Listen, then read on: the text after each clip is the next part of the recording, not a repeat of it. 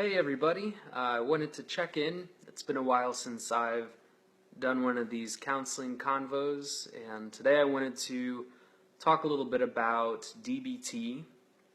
And if you don't know what DBT is, you can go online and look it up, but it's a form of therapy. And I wanted to look at something that I feel like a lot of us don't do on an everyday basis, let alone plan ahead to do. And so I wanted to dive into that. Under the therapeutical framework of DBT, there exists this idea of distress tolerance, that when things in life come at us that we might not be able to control, we sometimes run away, but rather than running away, we're saying in this model to figure out ways to tolerate that distress and to help us process through it.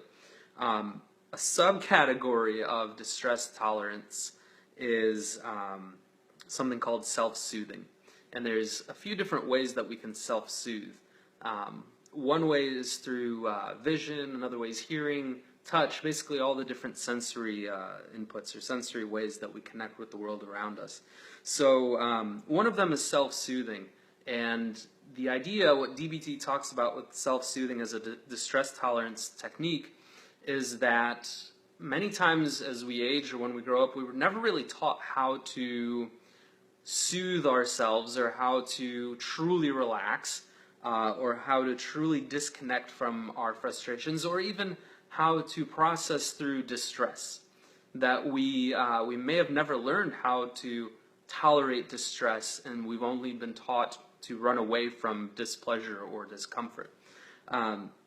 So I wanted to share kind of a unique approach, and this is probably something I should do more often rather than just when I have.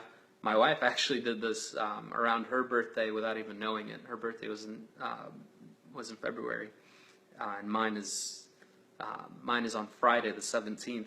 And so what I wanted to do is I wanted to show you how I'm planning on self-soothing this week, and it sounds kind of odd to say it out loud, but bear with me, it's nothing weird. But this is a technique that I'm trying to instill in my life.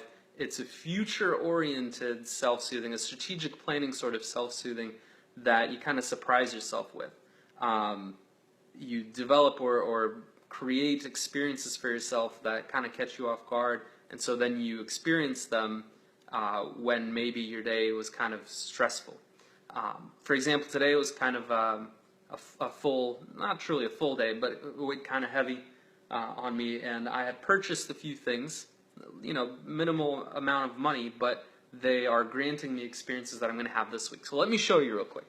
I'll flip the camera around, and I'll show you what I got here, okay? So we didn't have a coffee maker, and I'd never ever used the pour over technique. So a couple days ago, a friend of mine walked me through Walmart and showed me this. So I decided, you know what? This might be something that I'm going to utilize later in the week, or even over the weekend. Not something that I'm going to open up and use as soon as I get home. I'm going to let it sit there. This virtual reality, I guess, headset, right? I've heard a lot about it. It kind of taps into that sensory imaging, or utilizes my vision. So under that subcategory of vision with distress tolerance.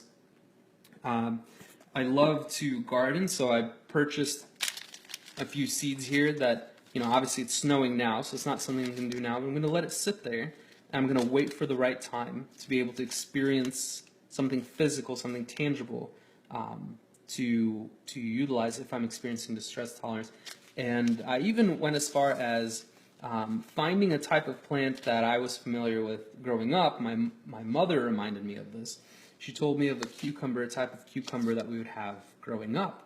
And so I found it online through, actually, this place, you may have heard of it, Baker Creek Heirloom Seeds in Mansfield, Missouri.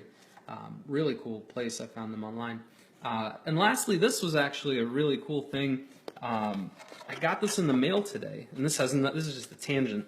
I got this in the mail today from Menards, which, if you've seen my previous posts, I kind of had a little bit of a bitter taste in my mouth with Menards with something that they did about a month or so ago. But they totally redeemed themselves. They sent me a birthday gift. It looks like here a ratcheting drive set, totally free. I can go and pick it up from a birthday. So thanks, Menards. There's my ad there. And lastly, if you know me, you know that I'm all about cognitive improving, or not improving, but like figuring out ways to improve my cognitive abilities. And if you have ever wanted to try, this is not, I'm not condoning this. Let me flip the camera. I'm not condoning this for anybody, but if you ever have a hard time like focusing and you're not into the whole, Adderall or medication kind of feel, not to discredit those things, they're chemicals and they work, but not everybody can use them, and maybe they choose not to. But these are two items that I plan on using on days that I can't really focus. I won't go into depth as to what they do or what they are, but I could tell you that they are, if you understand brain anatomy and you know how to kind of biohack your own mind or your own brain, those are really good things to use. So how am I going to use these as methods of distress tolerance through DBT?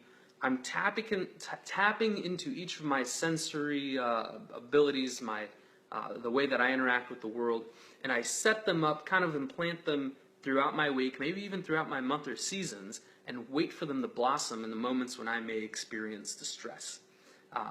So it's me developing opportunities where I know they're going to be beneficial and helpful, but not truly knowing when they're going to be beneficial and helpful. So there's a little twist there with that type of distress tolerance, with self-soothing. Self-soothing might look different to me than it may look to you. Maybe self-soothing to you means just kicking back on the beach somewhere. More power to you. If you can make it happen, make it happen. I hear Frontier Airlines has got great deals on that, so go for it. But to me, this is what distress tolerance, what self-soothing is going to look like this week. And you know what? It doesn't hurt that the wife and kids are having a good time up in Chicago this week in New York, so I get the place to myself. But just wanted to check in and kind of let you know about those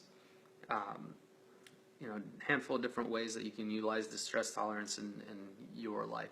That's all I've got for counseling convos today.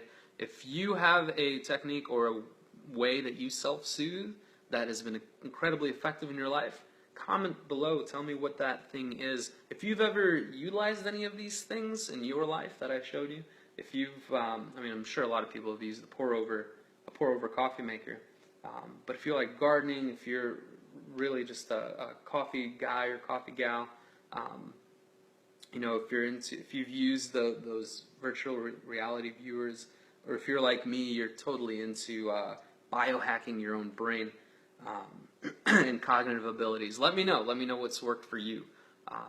Can't wait to hear about it. So have a good one, and I will see you later.